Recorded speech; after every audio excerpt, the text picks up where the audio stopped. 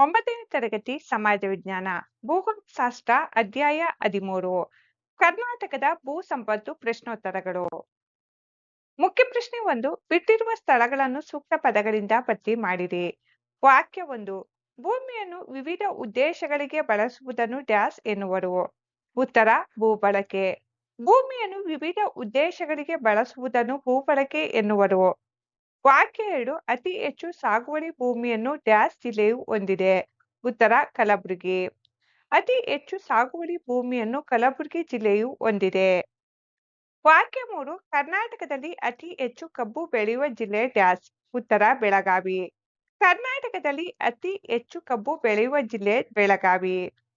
ವಾಕ್ಯ 4. ತಂಬಾಕಿನಲ್ಲಿ ಡ್ಯಾಶ್ ಎಂಬ ಮಾದಕ ವಸ್ತುವಿರುತ್ತದೆ. ಉತ್ತರ ನಿಕೋಟಿನ್. ತಂಬಾಕಿನಲ್ಲಿ ನಿಕೋಟಿನ್ ಎಂಬ ಮಾದಕ ವಸ್ತುವಿರುತ್ತದೆ. ಮುಖ್ಯ ಪ್ರಶ್ನೆ 2. ಕೆಳಗಿನ ಪ್ರಶ್ನೆಗಳಿಗೆ ಗುಂಪುಗಳಲ್ಲಿ ಚರ್ಚಿಸಿ ಉತ್ತರ ಬರೆಯಿರಿ.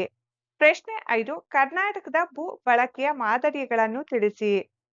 ಉತ್ತರ ನಿವ್ವಳ ಸಾಗುವಳ ಭೂಮಿ, ಅರಣ್ಯ ಪ್ರದೇಶ, ಸಾಗುವಳಿಗೆ ಲಭ್ಯವಿಲ್ಲದ ಭೂಮಿ, ಸಾಗುವಳಿ ಮಾಡದ ಇತರ ಭೂಮಿ, ಬೀಳು ಭೂಮಿ. ಪ್ರಶ್ನೆ 6. ಕರ್ನಾಟಕದಲ್ಲಿ ವ್ಯವಸಾಯದ ಪ್ರಾಮುಖ್ಯತೆಯನ್ನು ಕುರಿತು ಬರೆಯಿರಿ.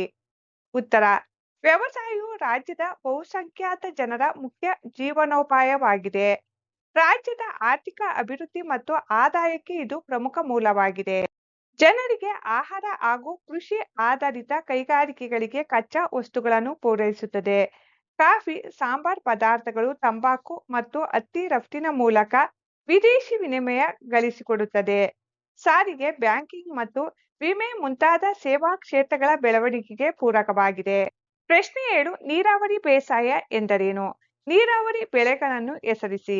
ಉತ್ತರ ಮಳೆಯನ್ನಷ್ಟೇ ಅವಲಂಬಿಸದೆ ಕಾಲುವೆ, ಕೆರೆ, ಬಾವಿ ಮುಂತಾದ ಕೃತಕ ಮೂಲಗಳಿಂದ ನೀರನ್ನು ಬಳಸಿಕೊಂಡು ಸಾಗುವಳಿ ಮಾಡುವ ಕೃಷಿ ಪದ್ಧತಿಗೆ ನೀರಾವರಿ ಬೇಸಾಯ ಎನ್ನುವರು. ಭತ್ತ, ಕಬ್ಬು ಮತ್ತು ಬಾಳೆ ನೀರಾವರಿ ಬೇಸಾಯದ ಪ್ರಮುಖ ಬೆಳೆಗಳು. ಪ್ರಶ್ನೆ 8. ಮಿಶ್ರ ಬೇಸಾಯದ ಮುಖ್ಯ ಲಕ್ಷಣಗಳನ್ನು ತಿಳಿಸಿ. ಉತ್ತರ ಕೃಷಿ ಭೂಮಿಯಲ್ಲಿ ಬೆಳೆಗಳನ್ನು ಬೆಳೆಯುವುದರ ಜೊತೆಗೆ ಪಶುಸಂಗೋಪನೆ, ಕೋಳಿ ಸಾಗಣೆ, ರೇಷ್ಮೆ ಕೃಷಿ, ಕುರಿ ಸಾಗಣೆ, ಜೇನು ಸಾಗಣೆ ಹಾಗೂ ಮೀನುಗಾರಿಕೆಯಂತಹ ಉಪಕಸುಬುಗಳನ್ನು ಒಟ್ಟಿಗೆ ನಿರ್ವಹಿಸುವುದೇ ಮಿಶ್ರ ಬೇಸಾಯ. ಇದು ರೈತರಿಗೆ ಕೃಷಿ ಉತ್ಪಾದನೆಯ ಜೊತೆಗೆ ನಿರಂತರ ಹೆಚ್ಚುವರಿ ಆದಾಯ ಮತ್ತು ಭದ್ರತೆಯನ್ನು ನೀಡುತ್ತದೆ. ಪ್ರಶ್ನೆ 9. ಮೆಕ್ಕೆಜೋಳವನ್ನು ಕುರಿತು ಟಿಪ್ಪಣಿ ಬರೆಯಿರಿ. ಮೆಕ್ಕೆಜೋಳದ ವಿಶೇಷತೆ. ಮೆಕ್ಕೆಜೋಳವನ್ನು ಜಾಗತಿಕವಾಗಿ ಧಾನ್ಯಗಳ ರಾಣಿ ಎಂದು ಕರೆಯಲಾಗುತ್ತದೆ. ಬಳಕೆ. ಇದನ್ನು ಮಾನವರ ಆಹಾರಕ್ಕಾಗಿ ಹಾಗೂ ಜಾನುವಾರುಗಳ ಮೇವಿಗಾಗಿ ಮುಖ್ಯವಾಗಿ ಬಳಸಲಾಗುತ್ತದೆ. ಸ್ಥಿತಿ. ಇದು ಉಷ್ಣವಲಯದ ಬೆಳೆಯಾಗಿದ್ದು ಸಾಧಾರಣ ಮಳೆ, ಒಣ ಹವೆ ಹಾಗೂ ಮರಳು ಮೆಕ್ಕಲು ಮಿಶ್ರಿತ ಮಣ್ಣಿನಲ್ಲಿ ಮಳೆಯಾಶ್ರಯದಲ್ಲಿ ಉತ್ತಮವಾಗಿ ಬೆಳೆಯುತ್ತದೆ. ಪ್ರಮುಖ ಜಿಲ್ಲೆಗಳು ಚಿತ್ರದುರ್ಗ, ಶಿವಮೊಗ್ಗ, ದಾವಣಗೆರೆ, ಚಾಮರಾಜನಗರ, ಹಾಸನ ಮತ್ತು ತುಮಕೂರು ಜಿಲ್ಲೆಗಳಲ್ಲಿ ಮೆಕ್ಕೆಜೋಳವನ್ನು ಹೆಚ್ಚಾಗಿ ಬೆಳೆಯಲಾಗುತ್ತದೆ.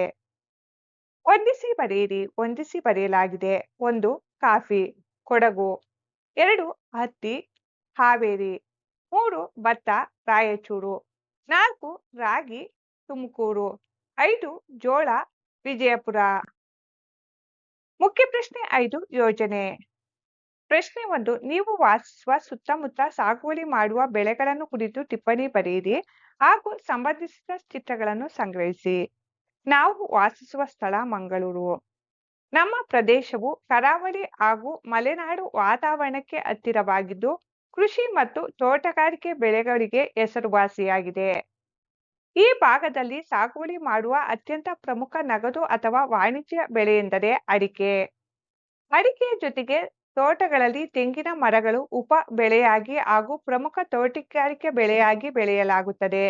ಇಲ್ಲಿನ ತೋಟಗಳಲ್ಲಿ ಅಡಿಕೆ ಮರಗಳಿಗೆ ಹಬ್ಬಿಸಿ ಬೆಳೆಯುವ ಕಾಳು ಮೆಣಸು ಉತ್ತಮ ವಿದೇಶಿ ವಿನಿಮಯ ತಂದುಕೊಡುವ ಸಾಂಬಾರು ಬೆಳೆಯಾಗಿದೆ. ಈ ಪ್ರದೇಶದ ಮುಖ್ಯ ಆಹಾರ ಬೆಳೆಯಾಗಿ ಭತ್ತವನ್ನು ಮಳೆಗಾಲ ಮತ್ತು ಚಳಿಗಾಲದ ಋತುವಿನಲ್ಲಿ ತಗ್ಗು ಜಮೀನುಗಳಲ್ಲಿ ಸಾಗುವಳಿ ಮಾಡಲಾಗುತ್ತದೆ. ಒಣ ಜಮೀನುಗಳು ಹಾಗೂ ಗುಡ್ಡಗಾಡು ಪ್ರದೇಶಗಳಲ್ಲಿ ಗೋಡಂಬಿ ಗಿಡಗಳನ್ನು ಹೆಚ್ಚಾಗಿ ನೆಟ್ಟು ಬೆಳೆಸಲಾಗುತ್ತದೆ. ಅಡಿಕೆ ಮತ್ತು ತೆಂಗಿನ ತೋಟಗಳ ನಡುವೆ ಕೋಕೋ ಮತ್ತು ಏಲಕ್ಕಿ ಬಾಳೆಗಳನ್ನು ಉಪ ಬೆಳೆಗಳಾಗಿ ಬೆಳೆಯಲಾಗುತ್ತದೆ. ಇಲ್ಲಿನ ಫಲವತ್ತಾದ ಮಣ್ಣು ಮತ್ತು ಅಧಿಕ ಮಳೆಯಾಗುವ ಹವಾಮಾನವು ಈ ಎಲ್ಲಾ ತೋಟಗಾರಿಕೆ ಬೆಳೆಗಳ ಇಳುವರಿಗೆ ಅತ್ಯಂತ ಸೂಕ್ತವಾಗಿದೆ. ರೈತರು ಕೇವಲ ಒಂದೇ ಬೆಳೆಯನ್ನೇ ನಂಬದೆ ಬಹುಬೆಳೆ ಪದ್ಧತಿ ಹಾಗೂ ಮಿಶ್ರ ಬೇಸಾಯವನ್ನು ಅನುಸರಿಸುತ್ತಾರೆ. ಒಟ್ಟಾರೆಯಾಗಿ ಈ ಬೆಳೆಗಳು ನಮ್ಮ ಸುತ್ತಮುತ್ತಲಿನ ಜನರ ಮುಖ್ಯ ಜೀವನೋಪಾಯವಾಗಿದ್ದು ಪ್ರದೇಶದ ಆರ್ಥಿಕತೆಗೆ ಬೆನ್ನೆಲುಬಾಗಿ ನಿಂತಿದೆ.